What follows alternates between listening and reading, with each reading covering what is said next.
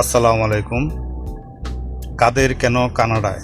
বন্ধুরা বুঝতেই পারছেন এই গল্পের মূল চরিত্র কাদের একজন স্মার্ট ট্যালেন্টেড পারসন।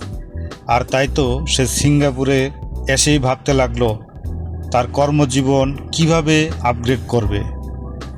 আর ভাবতে ভাবতে সিদ্ধান্ত নিল তার জন্য সুইটেবল মনে হলো সে সিঙ্গাপুরে ড্রাইভিং জবের জন্য পারফেক্ট। আর তাই দেরি না করে সাকসেসফুলি ক্লাস 3 ড্রাইভিং লাইসেন্স সংগ্রহ করে জব শুরু করে। বাট সে তো থেমে থাকার পাত্র নয়, তাই ক্লাস 4 ড্রাইভিং লাইসেন্সের জন্য চেষ্টা করলো। সাকসেসফুলি ক্লাস 4 ড্রাইভিং লাইসেন্স সংগ্রহ করলো।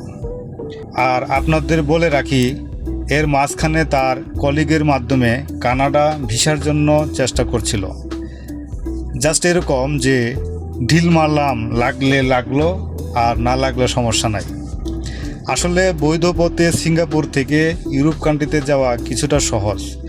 সিঙ্গাপুরের দক্ষ ওয়ার্কারদের যথেষ্ট চাহিদা আছে ইউরোপ কান্ট্রিগুলোতে। আচ্ছা, গল্পে ফেরত আসি। কাদের সিঙ্গাপুরের রানিং স্টেবল, স্মার্ট এবং হ্যান্ডসাম স্যালারি পাচ্ছিল, কিন্তু এর মাঝে কানাডা থেকে ডাক আসলো।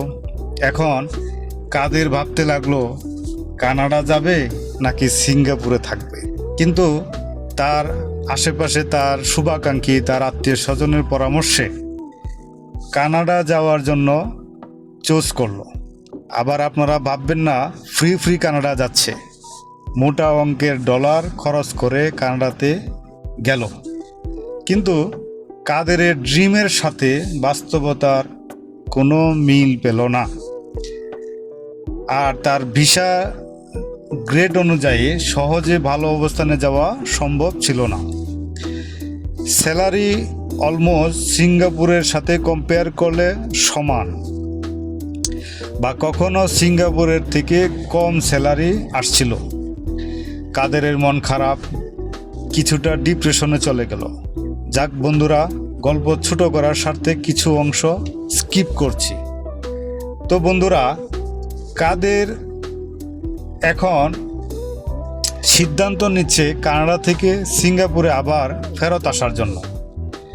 বন্ধুরা, আপনাদের কাছে প্রশ্ন রাখলাম, কাদের মতো প্রতিষ্ঠিত ট্যালেন্টেড পারসন কি সিঙ্গাপুর থেকে কানাডা অথবা অন্য কোনো ইউরোপ কান্ট্রিতে যাওয়া উচিত হবে বা কাদের হয়েছে? আর এখন আবার কানাডা থেকে সিঙ্গাপুরে ফেরত আসার কি তার উচিত হবে? গল্পের শেষ পর্যন্ত থাকার জন্য আপনাদের অনেক অনেক ধন্যবাদ। আল্লাহ হাফেজ।